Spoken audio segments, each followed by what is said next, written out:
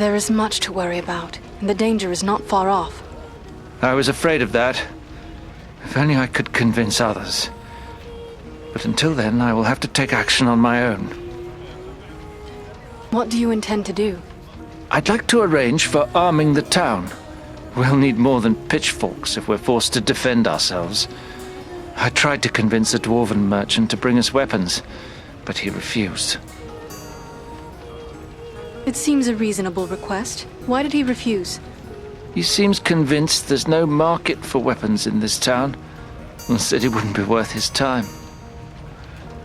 Perhaps I should talk to this dwarf. It's worth a try. His name is Groff.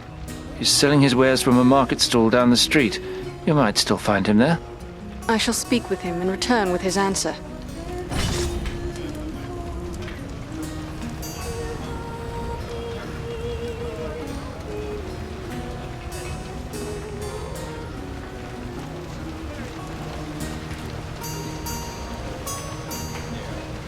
Oh, you're an elf, aren't you?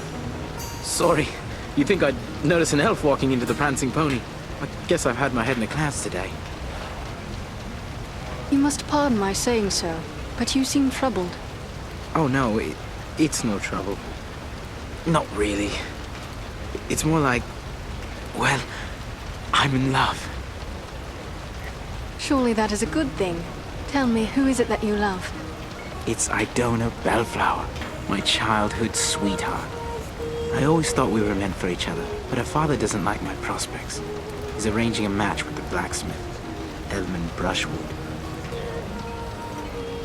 A father's wishes are not to be set aside lightly. But what of Idona? Does she love you as well? That's just it. I'm not sure. I always told her how much I loved her when we were children. It was all a game back then. Then we got older and it got so much harder to say. If you love her, tell her so. I want to tell her. I do. Look, this locket belonged to my mother.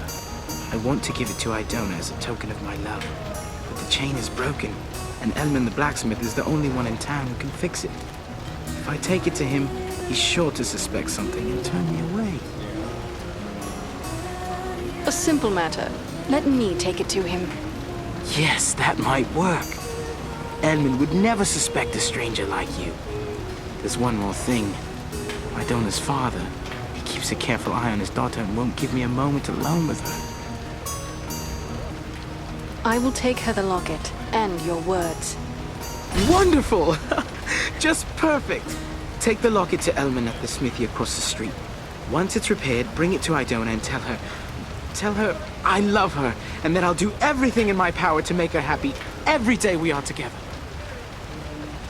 Very well. I will tell her. And just one more thing. After you talk to her, could you come back and tell me what she said? One way or another, I have to know.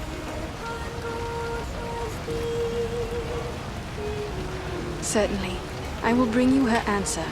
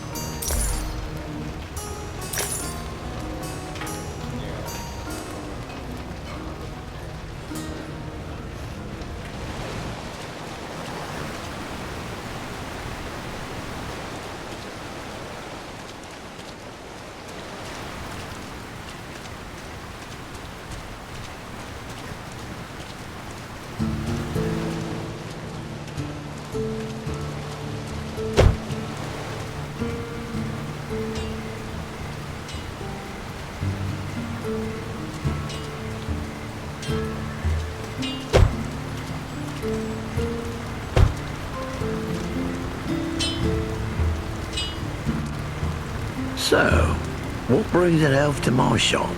Surely you don't need old Elman to set your equipment to rights. I thought you elves could conjure up magical swords with a snap of your fingers. At least according to the stories I was told as a lad.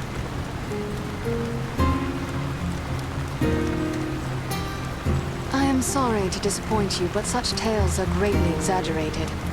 Guess I knew that. But there's no denying your kind makes some wonderful things. There's a hobbit here in town, Adelgar Oldbank. He's gotten hold of the odd piece of elven handiwork now and again, and, well, let's just say, I'd relish the chance to watch an elf smith at work. I would like to have this locket repaired. Are you able to do the work? Let's see it. Looks like something might have been made in these parts. Maybe back in me old dad's day.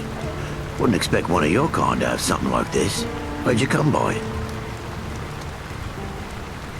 You are correct. It is Bree work. I am having it repaired as a favor to a friend. I see. Well, it couldn't be simpler. I'll just add another link. And it won't cost you but a single silver penny. There you are. Good as new. I thank you. Farewell, Smith.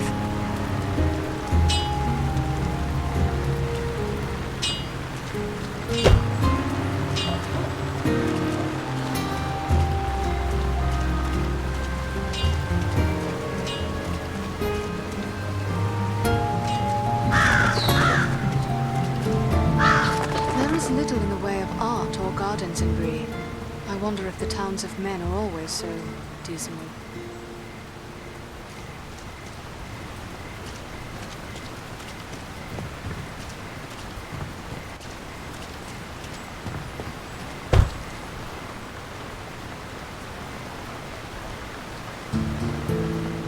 Well, bless me.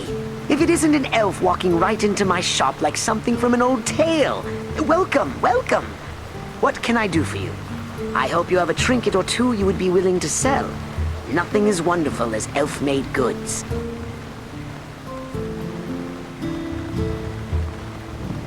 Do you deal often with my kind? Not often, sadly. But there are still elves that wander from time to time through the Chetwood nearby. Sometimes I've been fortunate enough to meet with them.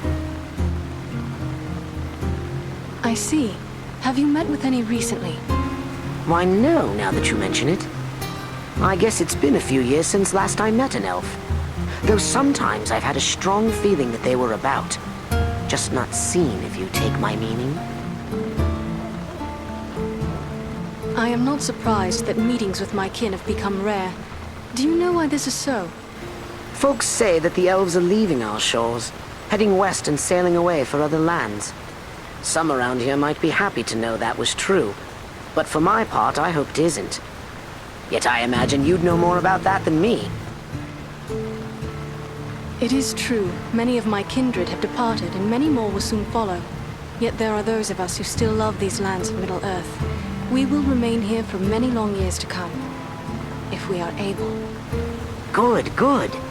I hope to see more elves visiting and trading with us. Speaking of which, what can I do for you?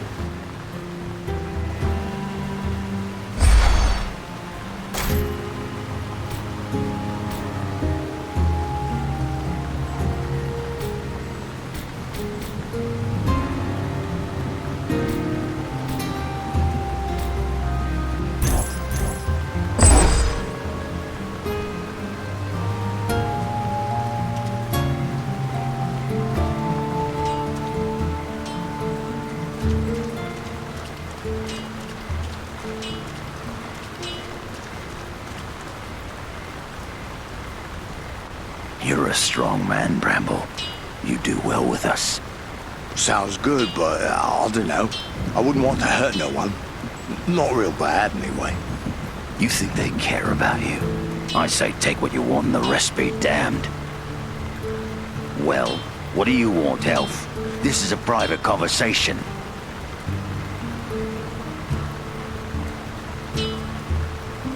You said something about hurting people. Why? Well, it's just that this fellow and his friends are offering me a chance to, well, be part of a gang. Shut your mouth, Harley Bramble.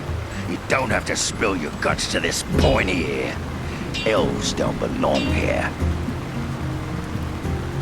I was just curious. It sounded a bit suspicious. You mind your own business, eh? Those who go sticking their nose in where it doesn't belong are likely to get it cut off. Do you mean to threaten me, Breelander? Oh, he isn't a Breelander. He comes from down south. He just showed up a week or two ago. Gone. Fools who can't keep their mouths shut are no use to us, Bramble. He names you fool, yet you would befriend him. I don't like being called names. I've had enough of being called fool by folks around here. Small wonder it is, Sue. Stay here with the rest of them then. But things will be changing around here. You mark my words. I mistrust that one. What did he want of you? Well, I'm not really sure. He said there'd be changes around here soon, and those smart enough to join up with his friends would end up running things. He means no good to Bree, or to you. You would do well to avoid men like that. Aye, you're right. Folks here may not treat me the way I like all the time, but it's still my town. I shouldn't go siding with strangers. That is the wise path. Farewell, Holly Bramble.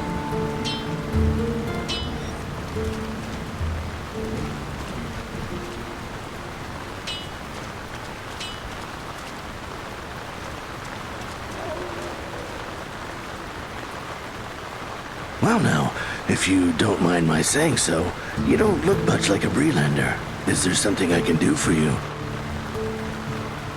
I have a favor to ask of you. A favor?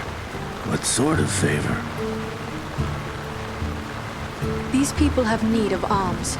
Will you bring a supply of weapons for trade? You're pulling my beard. Weapons for these folk? They wouldn't know which end of the sword to hang on to. I might as well try selling shoes to hobbits. The days of peace and comfort may soon be past for Bree. They must be prepared should danger come upon them. I'll not deny times are growing dark. There's trouble all around. But you'll never get these folks to believe it. Life's been too easy for them for too long. Not everyone is blind to the growing threat. It was one of the townsmen who sent me to ask this of you. There are others who are worried as well. It'll take more than a few sensible folk to make it worth my time.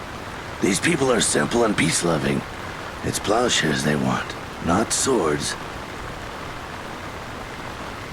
They will learn quickly should trouble come their way. Surely you do not wish to leave them defenseless in their need. You're right, of course. Maybe it's not such a bad idea after all. At least I'd have no competition. All right, I'll do it. Excellent. How long will it be before the arms arrive? Some time, I'm afraid. It's a long trek to the Blue Mountains and back. Not to mention I'll have to convince my kin I've not lost my mind. Probably 3 months or more, I reckon. Tell me of the Blue Mountains and your people. The Blue Mountains are prosperous enough, although we find more iron than gold. We rely on iron working for our livelihood.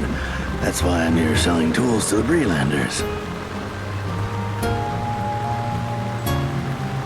I will let them know when to expect you. Safe travels, Groff.